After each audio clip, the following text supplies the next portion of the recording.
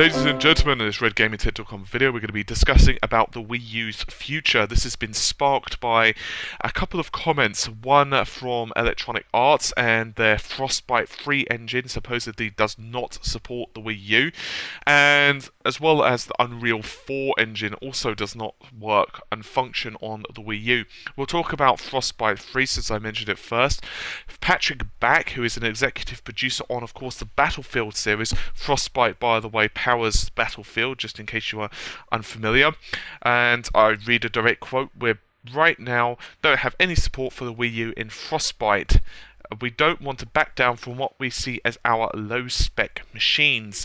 And he continued and said, "It's about where do we put our focus, and the Wii U is not part of our focus right now." And I'll read a quote concerning Unreal Engine 4. Unreal Engine 4, when someone asked if Unreal Engine 4 will work on the Wii U, Epic's co-founder, who would be Mark Rem, bursts out laughing and says no. He clarified this further in between fits of laughter, by the way. "I just laugh at the question. Unreal Engine 4, we're not PlayStation 3. Xbox 360 or Wii U, it's next-gen technology. That's what we're aiming for." Of course, he's basically referring to PS4, PC, and Xbox 720 in that. And we're going to very quickly go over the specifications of the machine in a moment, but beforehand, this was one of the concerns that I had when I first heard about the Wii U, and more specifically the specifications. I thought this could bite them in the butt in the future. And let's go over that real quickly now. So we know the specifications mostly for the Wii U at this point. We know it has 2 GB of RAM, and this is consisting of 4 512 megabyte DDR3 1600 DRAM. And that gives you a bandwidth total of around 12.8 gigabytes per second. However, there are a few issues. Chief among those is the fact that not all of this RAM is available to games. Now, I've always said that all systems have a certain percentage, a certain amount of RAM, which is allocated solely to OS. In other words, the console developers, should I say, have locked this away. It's impossible for games developers to access, and there's a reason behind that. The machine needs to run, period. Just how your PC needs a certain amount of memory in it to, say, load the drivers for the operating system and so on. The consoles are the same. In this case, however, there's a large chunk. It's actually 50%. That's 1 gigabyte is reserved for operating system functionality. And that would be everything from motion sensing to the display on your joypad. Obviously, the Wii U has a display on it. The Wii U gamepad, shall I say. All the way down to the base operating system functionality, to the drivers, to being able to access the internet. All of that takes up this memory, and to be honest, it's a substantial chunk. Even so, we have double the amount of RAM of the Xbox 360 and double that of the PS3, so at least that's something, right?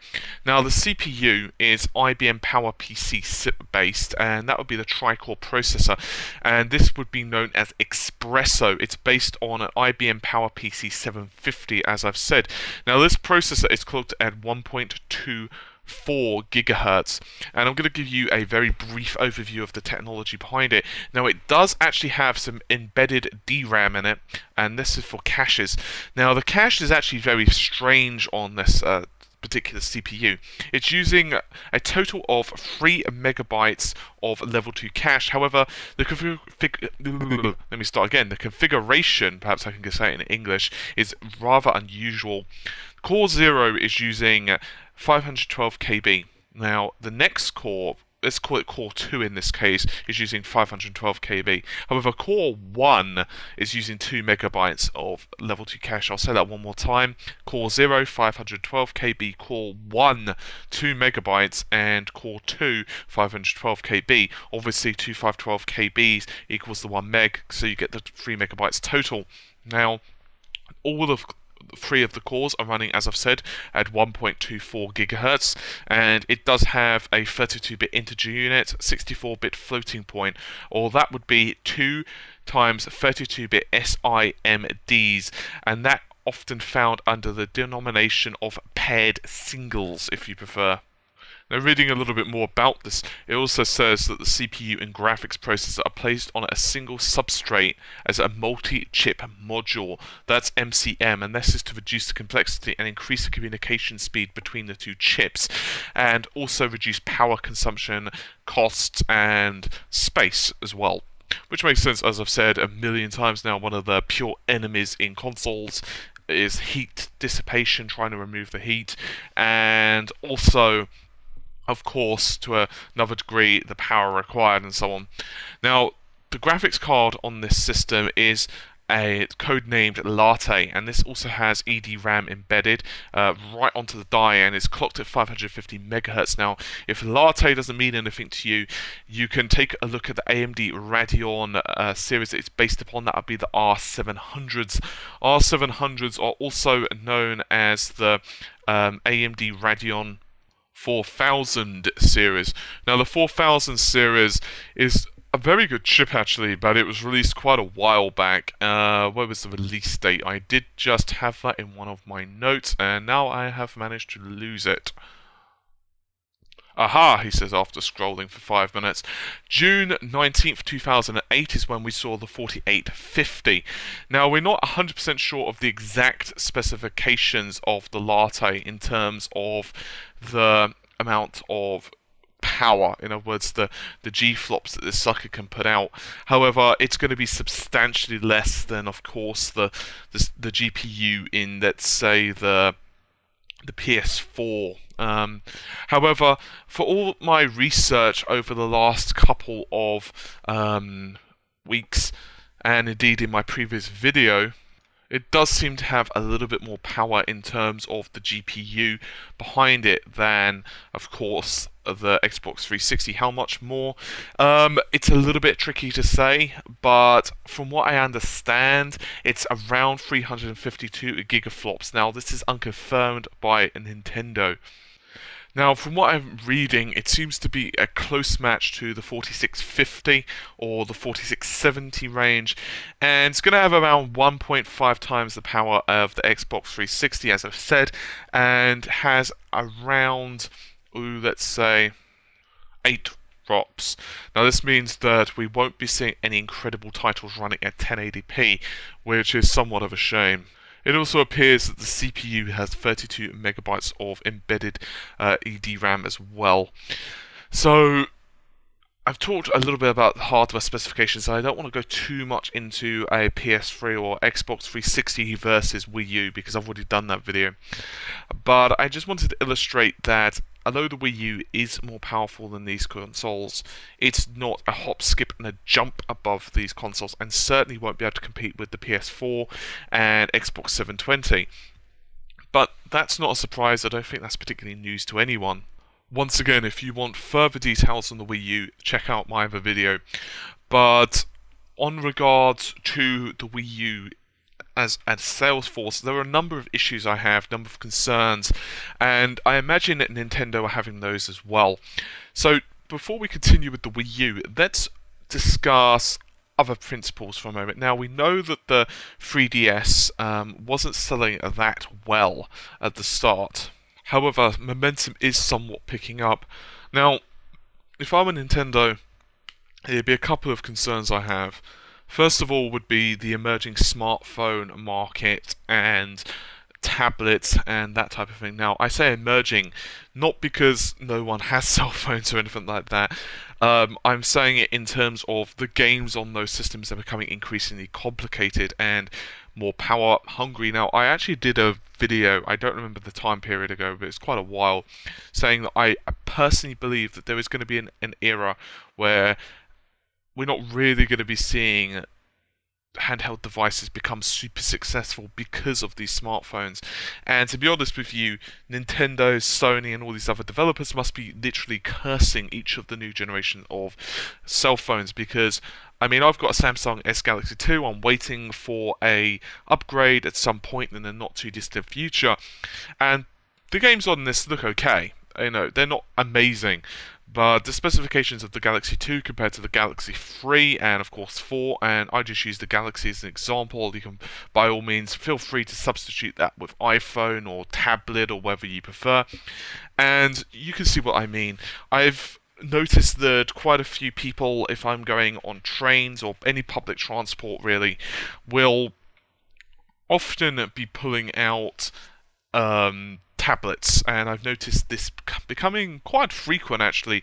That a couple of years ago, I'd always see someone with a Vita. Now, there was actually a woman that I saw with a Vita, and she was playing that.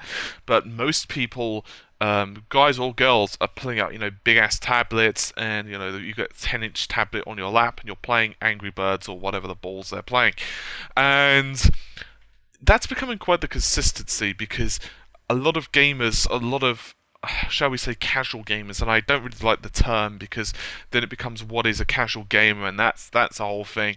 But a lot of those casual gamers, and I'll have to use the term here, don't really want a dedicated device in terms of, they need one. They just want something to entertain them for half an hour or whatever their train journey is. And so something like a smartphone or a tablet is perfect because they've got the internet on there. They can listen to music. They can play games. They can, do whatever they need to do. They can check Facebook. And that's, of course, one of the reasons the Vita does have all this functionality and technology behind it.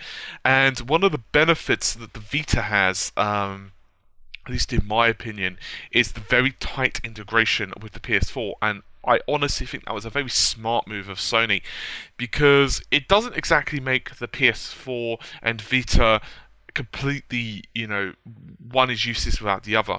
And if I buy a PlayStation 4, I don't own a Vita, honestly, but if I was to buy a PlayStation 4, I'm not going to miss out if I don't own a Vita, as in, this vital piece of technology that, oh my goodness, I really need this, so then I rush out and buy a Vita. However, if I'm in the market and I'm thinking, I need a new console, I need a new handheld, it's a possibility to get. So right there, Nintendo has some issues in terms of the sales and foreseeable future. Now, I'm not saying that, the 3DS is a tragedy or, a catastrophe or, it's selling awfully or what have you, but it is to say that it's not doing as well, possibly, as, say, the original Game Boy. Obviously, that did insane. The original couple of Game Boys did it amazingly, particularly because it also had Pokemon in it, and a couple of other games as well. And we'll get into Nintendo exclusives in a moment, because I know you guys are going to really hammer me if I don't. So let's instead move on from the 3DS, and let's instead talk about the Wii U, which is mostly the main purpose of this video. Now, the Wii U is not doing well. It's not selling as bad as what it could be, but honestly, it's not selling particularly well either. Now, that's not to say that the PlayStation 3 and Xbox 360 are exactly doing chipper. It's known that the video game sales right now are down about 25% compared to what they were last February in the United States. There's a couple of reasons for this. By the way, this does not count digital sales. Now, there are a couple of reasons behind this. For one, a lot of people are now starting to get into PC gaming, and most people, to be honest, they don't buy the retail versions for PC. I don't.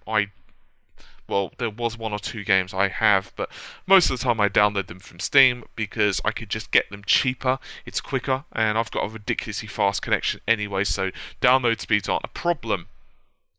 Now, in the UK, Wii U sales have rose a little bit in the latest MCV, and they've rised, whatever you want to say, 125%. However, there have been a ridiculous amount of cuts in prices. I've seen Wii U's go down to 200 or so in terms of pounds, and that's really cheap, of course. Indeed, HMV in the United Kingdom cut the price of the premium SKU by 140, which is absolutely insane. It was only a few weeks ago that Shigeru Miyamoto, he's the lead designer, of course, of Nintendo, said to New York Times, he had an interview with them, that he's not worried at the moment about the Wii U, and he's not concerned about current sales, but he did expect them to be selling better than what they have been, but he has been relatively confident on the Wii U's future. Furthermore, he also said that for a long time at Nintendo we didn't focus as much on online play. For many years, doing so would have limited the size of the audience that can enjoy the features, but now we see that so many people connect to the internet, it opens up tremendous amounts of possibilities. And I, along with quite a few people, I imagine, were starting to smack our head against the wall when we heard that.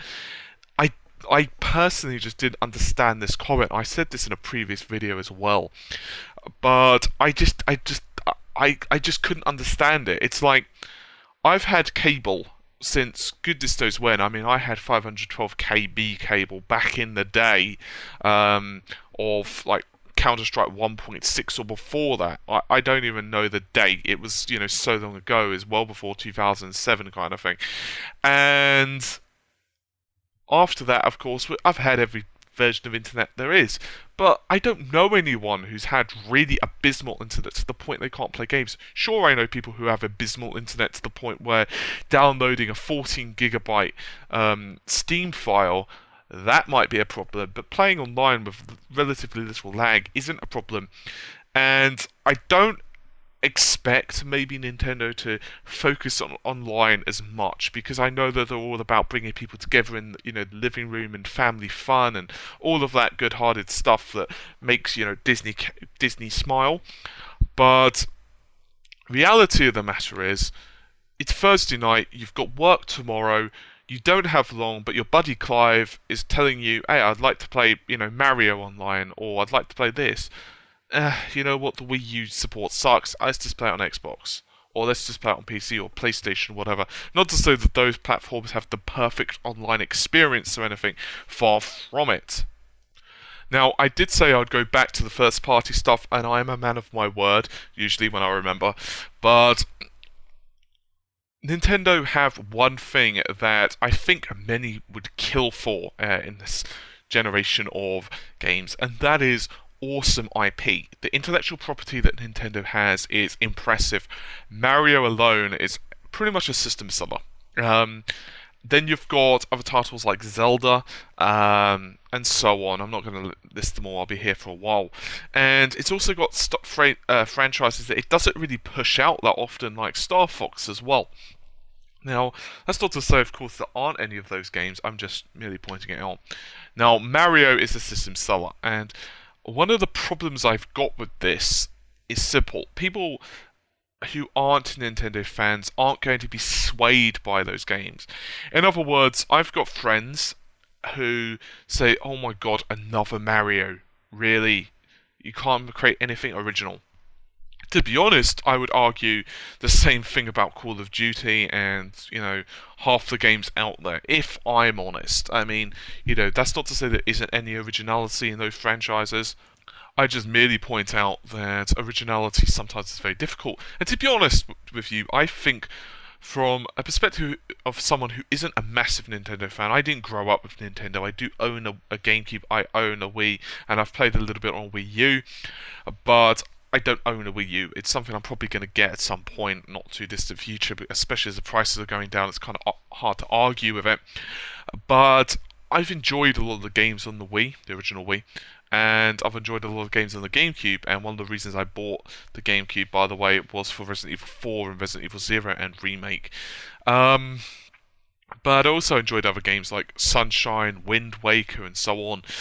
But I'm not a particularly hardcore Nintendo fan, I never owned SNES, I owned N64 briefly, but I never lived and grew up with them. But I cannot argue with the fact that when I was playing Super Mario Sunshine, for example, 1 and 2 on the Wii, although I never completed them, I loved it. I really enjoyed it. I was bad at them. There's no doubt about that. I suck at Mario games. I mean, if I was to make a Let's Play, people would probably die of laughter because I really am bad. I think it's just because I don't really play platform games anymore, and I never really played Mario much anyway, so it's kind of like, help me, where's my medicine half the time. But I enjoy the games. There's no doubt about that. More to the point, not only do I enjoy the games, I can feel that they're of a very good quality, by which I mean, I don't mean that they're bug-free. There's a difference between bug-free and great quality. Great quality would be Tomb Raider. Great quality would be Bioshock. You can patch I need to do another video on this, by the way, but you can patch Alien Colonial Marines all the way up to the rafters. I mean, some of the patches have been several gigs big, but honestly, I'm never going to say that game's of a high quality. You could just tell the voice acting was poor, the writing was poor, the art direction in many places was poor. They could fix every single one of the bugs possible in that game. They could make it so it gives you a cup of coffee in the morning. They could make it so it gives you a shoulder massage as you're playing the game, and you still wouldn't think that that game was creative the highest quality. You could tell that the patches have fixed a lot of the issues. Sure, fine, dandy, great. But you would not say that that game was made of a high quality. That's not to say that the game sucks. If they patched a lot of this stuff and they fixed it, it would be a pretty decent game, but you wouldn't say it was made of a high quality. Nintendo's are. I think that sometimes they do kind of irritate me with how they baby you, but I understand they're going for a certain audience, and I also understand that most people who grew up with Nintendo, they understand that, they're happy with that, and I don't have a problem with it, to be honest with you. I think it's cool, especially for people like me who are basically nincompoops when it comes to most Nintendo games anyway, and I don't really know that. I don't really know the whole Zelda storyline. I don't really know the process. I know the basics. I know jumping on things kills him in Mario and so forth. But, I don't mind the whole babyish thing. It kind of puts me in a relaxed mentality. Okay, this game's going to just relax. And I know it's going to be a challenge still. There's no one, occasionally Nintendo games aren't that challenging. But the point being, at least the first party games are good. The good quality. I can't argue with that. The problem is, it's not enough. The Saturn died because there was great first-party support. I'll give you a few examples of that, and if you've not played them before, go ahead and do it, because it's worth owning a Saturn, quite honestly, for these games. You had titles like Virtual Fighter 1 and 2. Fighters Mega Mix was amazing, by the way. Honestly, I even preferred it in some ways to Virtual Fighter 3, and in fact I probably did enjoy it more than Virtual Fighter 3, not because the gameplay was perfect, but just because it was a great amalgamation of Fighting Vipers and all these other different franchises with Virtual Fighter 3 moves. By the way, Fighting Vipers was another fantastic game. Daytona series, Virtual Cop, Panzer Dragoon Saga was astounding. I could go on and on and on. And honestly as well, there was some even third-party support that was pretty good. And kind of, ones that Sega had under their wing as well, somewhat. Guardian Heroes, incredible. By the way, that's available on Xbox Live Arcades, as are some of these other games, by the way. Capcom released a veritable feast of 2D fighting games on the Saturn, and they were much better than the PlayStation derivatives. For example, X-Men Children of the Atom on the Saturn, you could actually switch characters. You could not do that on the PlayStation version. It also ran a lot better, and the large characters looked a hell of a lot better. Marvel Superheroes, it looked better baseline. In other words, if you just put the disc in and you loaded the two, I actually played the Marvel Superheroes on the PlayStation, I played it on the Saturn, and the Saturn version was far superior. But if you played it with the RAM cart, my goodness, it looked incredible. It looked almost arcade quality. I'm not saying literally arcade quality, but it was pretty darn close. And I could keep going on, but I won't because I'll bore you guys. But my point is simple, that those games alone were not enough to save the system. There were other problems as well. Sega's very crap marketing, but was one of them. They basically kept stabbing themselves in the foot, I feel. Every footstep they made forward, they were just like, actually, we don't need this body part, let's just lop this off. But with all of that together, it just didn't make the system successful. Now, I'm not comparing the Wii U in terms of sales. I'm not saying that it's a Sega Saturn or, a Jaguar 64 or what have you, but I am saying that Nintendo need to be a bit careful here. Another issue, not only the power of the systems, but quite honestly, the market. A lot of the developers don't seem to treat the Wii U fairly, and I think that's also indicative of a lot of people. If you speak to them about what's your favourite console, not many people are going to talk about the Wii U, and I think that's a big problem they've got. Honestly, the Wii U, the original Wii, did very well in terms of shifting units. In other words, the amount of systems that flew off the shelves and were under the people's home. Unfortunately, when it went to your home, a lot of people were then saying, actually, you know what, I'm going to buy this thing, I'm going to sell this thing, I'm going to buy X. and the amount of them started to pop up in second-hand windows, and you could actually buy a Wii U just even a couple of years ago. Sorry, not Wii U. I don't know why I keep saying Wii U. You could buy the original Wii just a couple of years ago, actually, in the UK, and I actually picked up my Wii second-hand used. I was just like, I don't know if I want the console, but I'll just pick it up used. Why not? And it was so cheap. It was like £30 or something for this, used system. But it had everything with it, so I was just like, it's a great deal. I want the system anyway. Why not? But the problem that Nintendo had wasn't the fact that they weren't able to sell the systems. They were making actually profit on the systems because the Wii was so cheap at the time. But one of the issues they were having was a more fundamental one, and that is people weren't buying enough copies of the game for the system.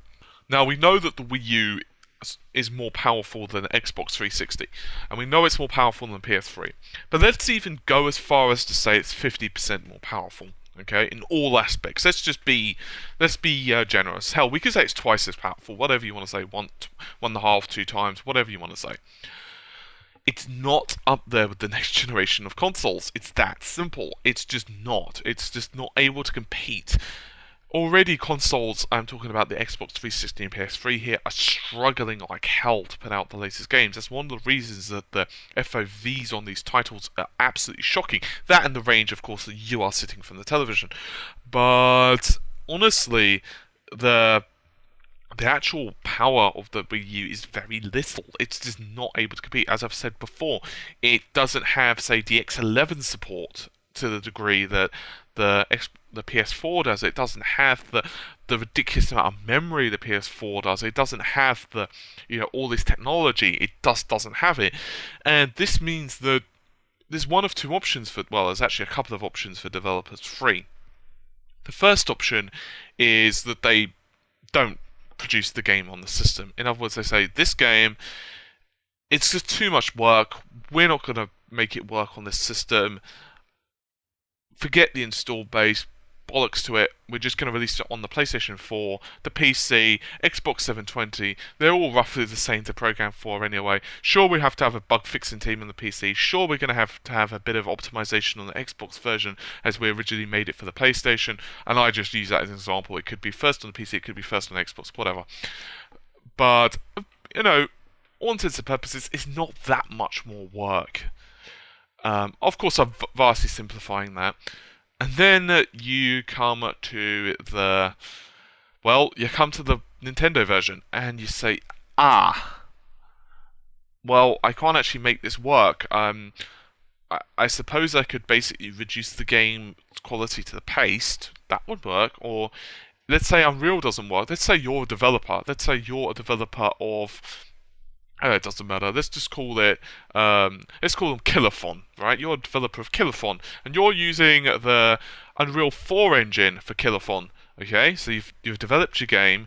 You know that it's going to work on the PlayStation 4. Great, and it works on all the other systems, but it doesn't work on this system. It doesn't work on the Wii U. So you've got a couple of choices. You can either scrap it.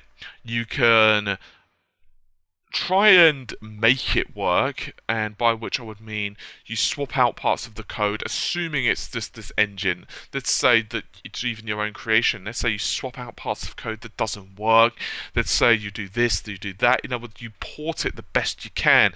It might even mean that you need to use a completely different engine, period. Or the other option is you design the game from the ground up for the system. Now, I've already mentioned about the fable of Exhumed developers, Lobotomy Software, about how they were constructing Saturn games as porting them, but it wasn't really a port. It would be the equivalent of me saying to you, okay, you know what, here's a hard essay of, here's this, book that I've got, and I say to you, could you, write this again, please? And you say to me, okay, then, that's great. Do I have a scanner? Actually, no. And you say to me, okay, so you want me to type this whole thing up exactly how it is on this Word document? I say, yeah. And then you start to write this essay up, and then you actually find that a lot of the mathematical formulas or a lot of the history I've just given you is wrong. It just doesn't work with this operating system. So what you have to do is basically retype the whole thing and actually fix my work. And that's pretty much what Sega did. That's what the Botany software did. It's not that Exhumed or sorry, it's not that Quake or Duke Nukem didn't work on the Saturn.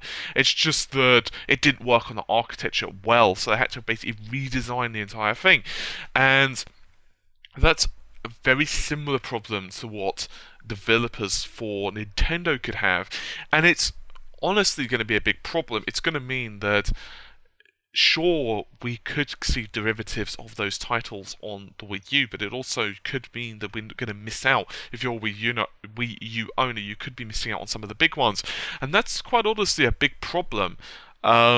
And I don't really know why Nintendo decided on such a low power console. I know they were going for innovation. I'm all for innovation. I actually quite like the controller. I did criticize it a little bit when I first saw it, but it's kind of grown on me, a bit like a wart. At first, I was like, I don't know about this, but, it's all right. It's not like, it's the best decision ever I've ever seen from them. And in a way, it's actually kind of bit them on the ass because it's actually taking more power for the console to render this display. It's not like that display magically knows how to operate by thin air and, the willpower of Miyamoto alone. It doesn't. It needs some, help. And that's from RAM and everything else on there, which of course increases the complexity of the system and the cost and blah blah blah. But if they hadn't of, I don't want to use the word cheaped out, but if they hadn't of gone so low power with this system, it probably would have been better for Nintendo fans. Honestly, there were going to be a lot of problems that Nintendo having. The whole online thing was huge. I mean, if they'd have really supported the online, really heavily supported the online, could you imagine how awesome it would have been? If they, I'm not saying exactly like the Xbox Live experience, but similar. But you could play Mario Kart and all these other titles. It would have been amazing. I'm not saying you can't with some of these games. Some of them you can, of course, but it's just not a seamless integration like gamers now expect. Ironically enough, I personally am actually a major supporter of single-player games. You may have heard me bitch a couple of times that I don't like some of the multiplayer aspects now that are being rammed down our throats, especially with something like Mass Effect. I don't care, honestly, about other Commander Shepherds who are trying to save the universe. Same with SimCity. SimCity could have had no DRM at all. It could have, but the very fact of the matter is, it could have had no server problems at all. But one of the problems I just didn't want to buy the game for is I don't want to make another city next to my friend Tom who may want to share power with me. I just don't care. It's not that I'm antisocial when I'm gaming with these type of things, but for certain games, I'm not in the mindset to game with others. It's that simple. And in the case of, say, Zelda, I honestly think that Zelda shouldn't become a multiplayer-focused game where, you know what, I can see another Link running around and that other Link is gonna, help me defeat this boss. I don't want that. I want to play as Link. I want to play as a Mario, and that's it. I look at those type of games as single-player games. The story-driven. Story is a bit of a difficult word in Mario, but you know what I mean. On the other hand, something like Mario Party or Mario Kart and those type of titles, I really want full-on board multiplayer support because I just want to, jump on my friend's head and kick him off a cliff. And then I want to play him on a video game possibly before that. You know what I'm saying? It's just that simple. I think it's just kind of indicative of Nintendo's nature that they really do need to start focusing on that. Does that mean that it's all doom and gloom? I know I've come across somewhat of a negative influence on this video, or not negative influence, but very negative, very, very, I don't want to use the word biased, but very concerned, and I am honestly concerned with the direction Nintendo's gone, not because I, want them to disappear or anything like that, not because I, expect them to become financially broke in the next 2 days or something like that. It's because, honestly, I want Nintendo to succeed. Why do I want Nintendo to succeed? Because, honestly, I don't want any console manufacturers. I don't want any hardware manufacturer to go bust. It just doesn't benefit me. How does it benefit me if Nintendo stop producing games for themselves or whatever? Sega, for example, stopped producing games for, stop making consoles. But to be honest with you, I think that Sega's games, not all of them, but quite a few of them, has suffered in quality. Sonic has become worse over the last years. It's become more of a cash cow. That's not to say all of them. There have been a couple of exceptions. Sonic Hedgehog 4 Episode 2 and Sonic Generations have definitely been major improvements over that. And honestly, let's say Nintendo were to disappear, I would not like to live in a world where there are no more Game Boys. I would hate to live in a world where there are no more Nintendo consoles, where, there is no more Mario. That would suck. Even if you're not a fan of this series, it would suck. It just doesn't make sense. Same as I don't want Microsoft to stop making Xboxes or Sony to stop making PlayStations. It just doesn't benefit me in any shape, way, or form. However, I do want Nintendo to start being a bit more careful. Start putting more originality back into things, and I think they do have some issues to work with. I think that quite a few people aren't taking them seriously, and in a way, I know that their plan was to make it so that, that they weren't, how can I put it, seen as competition for the Xbox 720 and PS4. The problem with that is when you're not being seen as competition, although, you as gamers, although those, games aren't really marketing to the same audience and so on, the problem is that the hardcore gamers, those of us who really want games and want them and have been following them, it also starts to alienate us as well. And when you're not becoming part of the competition, sure, you've got the benefit of not competing with anyone, so you could kind of do your own thing. But the problem is, doing your own thing, you've got to also make sure that that own thing can be supportive of itself. And right now, they are actually, no matter how they want to slice it, they are competing with the same market as Microsoft. So yeah, as I said, I'm not coming across doom and gloom with Nintendo. There have been some encouraging signs. As I said, 3DS, from what I understand, has been rallying a little bit in sales. In the UK, because of the price cuts, the Wii U is selling better. And there are some great titles on the horizon, of course, for the Wii U, and that will no doubt help. But I'd like to see, honestly, for a new console from Nintendo in a couple of years' time that is not going to be so underpowered in comparison to its rivals. I'd like it to be the same, honestly. And I'd like to see a more aggressive Nintendo when it comes to kind of pushing the games forward, when it comes to really making full use of its franchises as well, and maybe creating some new IP as well. Who knows? That might start influencing more people. Try to get some more exclusive. That would be good as well. Anyway, this has just been kind of my rant, and I know it's even lengthier than my normal 30 minutes or so. There's been a lot that I don't want to say, I haven't been able to say in this video, so I'll probably do another one at some point. I also have a lot of questions that have been messaged over the last couple of days, and I'll try to get over those as well. Anyway, hopefully you've enjoyed the video, and I'll see you soon. Take care, and bye for now.